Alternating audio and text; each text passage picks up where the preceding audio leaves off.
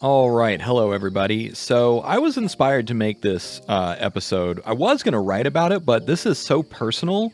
I thought it would probably be better if you actually heard my voice and knew that it was a real human being recording this. And no, it's not generated by AI.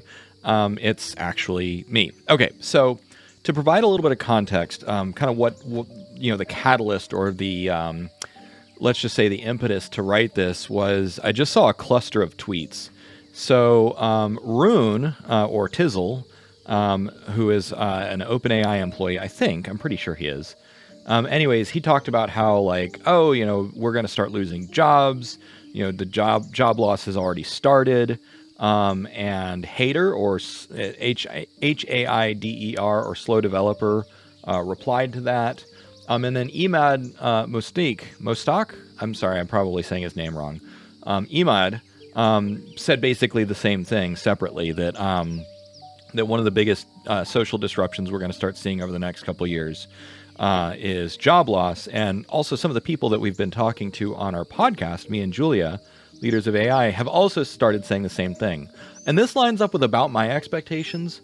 I suspect that we're going to start seeing some serious job dislocation in 2025, but 2026 is when people expect it to really take off.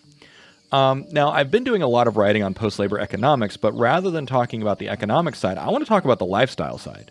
Like, what does it actually do to your life?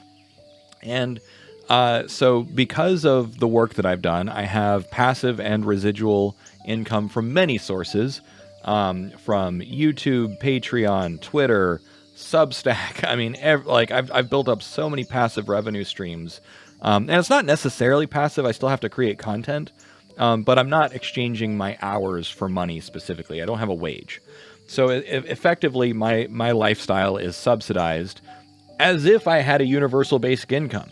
So I'm basically living the UBI lifestyle. And so because I made this transition and I've been building it up over the last few years, I figured it might be worthwhile to just tell you like what it's like the good side, the good, bad, the ugly, and that sort of thing. So first, let me just tell you like why did this happen? Where am I at? I took a break from YouTube. I deactivated my YouTube channel for about 2 or 3 weeks. I said that I was quitting AI, and I still post about AI on Twitter, but I'm not making any AI-specific content.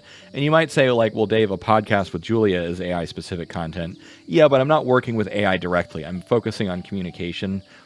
Anyways, what really happened, the real reason that I needed to take a break from YouTube was I needed boundaries with my audience, and I needed to focus on myself because I was so enmeshed. And that's actually a psychobabble term. I had a level of enmeshment with my audience where I was more like being socially coerced to focus on what my audience wanted and to chase the algorithm and to respond to comments. And I was just like, you know what? I'm done with this. I really need to focus on myself. So I took down my channel. I am winding down several of my communities because again, it's the more accessible you are, the more people just kind of end up feeling entitled. And I mean, I've had to block quite a few people out of my life because they just wouldn't take no for an answer. I said, nope, I'm going to be focusing on myself. And to be fair, the vast, 99% of people are like, oh my God, this is amazing. You're giving me so much hope and optimism. I'm glad to see that someone can just walk away from the algorithm and take care of themselves. But a few people are like, no, Dave, you must, dance to my tune and perform for me like a monkey. And I said, nope, bye. So good boundaries. So moving on. So what happened? In the about month or so, maybe a little bit more, because I think it was mid-October. So I guess it's been about 5 weeks since I deactivated my YouTube channel and had a good reset. So first and foremost, I just decided to focus on what I find more valuable. So that's writing. I just really love writing, and I've been writing more on Substack. I've been writing more on Twitter. And I've been ignoring those social constraints. So I've been ignoring the social expectations from my audience. I've been ignoring the expectations from what society might say or want or whatever. And a lot of people noticed that I had a very sharp break with my tone on Twitter and stuff. They're like, wow, you started your villain era. And I'm like, yep, I sure did. Because I don't care about the algorithm. And guess what? Like, by focusing on the things that I actually find interesting and the things that I actually find engaging, I'm actually doing what I think is far more important work. Because, I mean, I had people saying, Dave, can you make videos about drones? And I'm like, no, that's the dumbest thing you could ask for. Videos that, like, who cares? Like, everyone and their brother can make a video about drones. And this is something that I actually, and every YouTuber learns this very on in their career, is the audience has no freaking clue what they actually want. If you run polls and say, audience, what episode do you want? And everyone says, like, we want an episode about X. And then you make an episode about X. And then the video about X flops. And you're just like, I gave you what you said you wanted. So the data doesn't lie. Like, number one rule is, if you're a creator, just pay attention to the data. It does not matter what the comments say. It doesn't matter what the polls say. Literally just look at the videos, look at the topics, look at the styles that actually get more views and more subscribers, because people actually have no idea what they really want. So I ignored what people said that they wanted from me, which was more AI content. And I was like, you know what? You know what's actually important is post-labor economics, because the writing is on the wall, and all of the captains of industry and everyone who's paying attention, from business insiders to economists to researchers, everyone is saying the same thing, that AI is about to nuke jobs from orbit. So that's what I'm going to focus on. Even if some people, and here's another reason why I had to put boundaries down with my audience, is because a lot of people were starting to feel this. And they're like, Dave, just tell me that everything's going to be okay. Like, and they would get mad at me. They'd actually get like insulting and mad and angry and dysregulated, because I'm like, guys, you're not going to have a job. That's the entire point of what I've been saying. Why are you demanding that I like tell you how to keep a job? Like, the whole point is to lose our jobs. Why do you think I've been talking about post-labor economics? But again, so many people are stuck in normalcy bias, and I just was not able or willing to do that emotional labor for people where they had anxiety, or they have anxiety about the future, and they wanted me to function for them. So there's, in relationship theory and emotional theory and transpersonal psychology, there's this term called overfunctioning versus underfunctioning. And so these people in my audience were underfunctioning, meaning they were experiencing emotions that they didn't know how to regulate, they didn't know how to process, and they weren't even, at least from my perspective, they weren't even willing to put in the effort to try. So they said, you know what, I'm going to let you function for me. And so they were basically expecting me to be overfunctioning, which is why I was getting close to burnout again. And having gone through burnout twice in my life, I said, oh, hell no.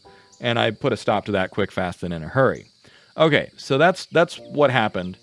And by focusing on stuff that actually moves the needle, which is post-labor economics and psychedelics, and when I say things that actually move the needle, I mean like things that I think are actually going to be really important to society. As a systems thinker, as a reader, as a whatever you want to call me, like, I used to call myself a transdisciplinary polymath, which I know is ultra pretentious, but I actually have that back on my LinkedIn. Because you know what? Why not? Why not be pretentious? People say I'm too egotistical, but you know what? I think everyone should be egotistical. Self-esteem is good. Know what you're about, know what you stand for, and know what you don't stand for, and know what you think is stupid. Like, whatever. Anyways, all right. So focusing on stuff that actually moves the needle. I'm actually still extremely busy, even though I've quote unquote retired and I have passive income. I'm actually more busy. Well, I'm not the busiest that I've ever been, because that was like 12-hour days. I work about 4 to 6 hours a day now. And that's between writing, doing research on Claude, Twitter, and I do consider Twitter work, because it's like I actually have to like scavenging for information, replying to people, and like keeping conversations going. That is actual work. Reading books, watching podcasts, those sorts of things. But instead of always measuring things based on what I think my audience will find interesting, I'm focusing exclusively on what I find interesting and what I find salient and valuable. Another thing that has really helped is just ignoring money. Yes, like these decisions have had a cost. Like a bunch of people have quit my audiences, and a bunch of people have asked for refunds. And by the way, if you're in my audience and you're listening to this and you want a refund, like, just let me know. Like, I'm not like trying to hoard money or anything. But I also told people, I was like, look, if you want to keep supporting my mission, I'm not going to like ban you or kick you out unless you break one of these rules. So for all the people that are still supporting me, thank you. Like, it's really important. Yeah. So that's kind of the short version of what happened. So what are the problems that came up? So 5 weeks into my quote unquote retirement, and retirement isn't the right word because post-labor lifestyles are more about joining the meaning economy. So I guess what I should say is 5 weeks into focusing and doubling down on the meaning economy. One problem is sometimes I still work too much. But I've actually started fixing that with the second problem, which is a lack of schedule. So using a calendar to provide some schedule, but also just daily alarms. Like I think I have 5 or 6 alarms on my Fitbit, or not Fitbit, my Garmin. Yeah, so like I have one for breakfast, I have one to stop working at noon, a hard stop at 2 p.m., then dinner at 5, quiet hour at 8, and bedtime at 9. So I just have this self-imposed schedule because normally if you have, work in the morning and whatever, your brain will kind of automatically give you a schedule. But when you have no schedule whatsoever imposed on you, I actually find that it's important to impose my own schedule. I also noticed that my health was not improving, partly because I was working too much, and that's not entirely true. But I started tracking all of my health stuff in a log. I use the Keep app on Google because it's automatically synced to the cloud, and so I just take notes about what works and what doesn't. So focusing on diet, sleep. Sleep is like if you prioritize nothing else in your life, I would say sleep. But diet and sleep are things that you can improve like immediately. And you do both of those, the rest follows, honestly. Like diet, sleep, and then exercise will follow naturally in terms of priorities. So those are the problems. And then, like I said, focusing on the meaning economy or focusing on just meaning, like, because some people are like, so here's an example. Yesterday, at the time of recording, someone on Twitter mentioned something to the effect of like, oh, we're going to start losing jobs and this is going to be really bad. I was like, no, it's not. That's really good. And he's like, what do you mean? Like, some people are still so deeply stuck in normalcy bias. And I'm like, no, this is great. I'm focusing on stuff that I really care about, like post-labor economics and walks in the woods and psychedelic advocacy. I'm doing more podcasts that I find interesting. I'm talking to people that I find really super interesting out there. And I'm either hosting podcasts with Julia, so that's our Leaders of AI podcast, or I'm guesting on other podcasts. I bought a hand pan. I spent some money and I bought a really nice hand pan and a metronome, and I'm learning music. I learned piano when I was little, and I sang in chorus back in high school, but like, because I'm an adult now with more agency and a paycheck, as my wife puts it, I have a much more powerful pedagogical framework. So I'm just like, you know what? I really just want to learn to play handpan because it's a beautiful instrument and it's a great social activity. And another thing that I noticed is that I value people differently. I was actually thinking about this in the car yesterday as I was driving around. It's like, in just a few years, the question, what do you do? Like, okay, so if you go to somewhere like France or Germany or whatever, or, Japan, when you ask someone, what do you do? They don't want to know what you do for work. But us Americans, if you say, what do you do? The default is like, well, I don't know. I don't know what I do. I play video games and I work. What do you want from me? Right. But now when I noticed that because I no longer focus on work, when I talk to someone like, what do you do? Like, I want to know, like, what do they do for fun? What do they do for meaning? What do they do with people that they like? Like my niece, like she draws dragons and makes, and does other stuff that teenagers do. She sulks a lot. But my point is that the way that I orient towards people has changed pretty dramatically. And it's like what I care more about is like their emotional content and how they make me feel and what is interesting about them. And one thing that's interesting is particularly Americans, not all Americans, some Americans, when you ask them like, no, what do you actually care about? They get really uncomfortable. One of my favorite icebreaker comments or questions is like, what do you care most about right now? And that is one of the best ways to activate people. And when I say activate, I don't mean activate like angrily, but I mean like get them fully engaged. Like, what do you care most about right now? What is most important to you? And it is always surprising what people bring up. Sometimes the conversation does a complete 180, or just goes completely orthogonal to whatever you were talking about. But watching people light up, And it's just like, what, like that level of enthusiasm is actually infectious. And you just let yourself get swept up in it. And it's just a default go-to question. What do you care most about right now?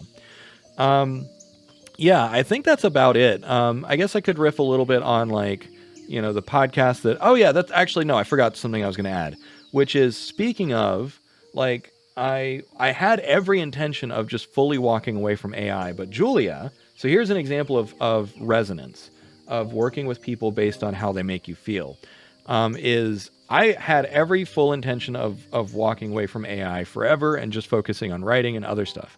But Julia is like, hey, she's already announced it publicly. So, she's like, she quit her last job where she was president of a company, and she wants to start something new. And she really wanted my help. And like, we still talk like pretty much every day. I think there's been, in the last 4 weeks, I think there's been maybe 2 days that we didn't talk.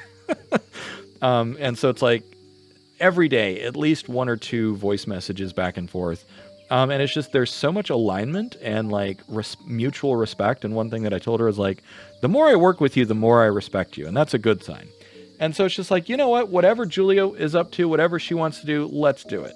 And so we talked about the podcast, and that was the first thing that we started. And now I'm not a founder. I'm not a founder or a co-founder. I'm just an advisor for her startup. But like, cool, whatever. I'm perfectly happy with that. She's perfectly happy with that. And yeah, and just like, you know what, this is a really interesting thread to follow. And I guess here's where I'll end is, this is this is something that comes from writing theory that also applies to your real life. And by the way, I can't take any credit for this because it comes 100% from my wife. So my wife is an avid journaler. She has a trunk full of journals from, I don't know, I think she was 8 or something. So she's got dozens and dozens of journals from her whole life. And what she realized is that treating her life like she's the main character and just like making interesting choices. Like if your life was a story, what would be the most interesting choice to make? And that is just such a good signal. So like, make interesting choices, number one. And my cautious side is make the choices that you'll regret least. And you know what? So like doing stuff like working with Julia and just saying, you know what, YOLO, like, I'm just going to monetize my Twitter and my Substack and YouTube and everything else and just see what happens and work with Julia and do this podcast because it's the most interesting choice. I'm going to write a book about the psychedelic renaissance because it's an interesting freaking choice. So that's my TLDR wisdom for living a post-labor lifestyle is use alarms and make interesting choices. That's really all you need to know. All right. Thanks for listening. Bye.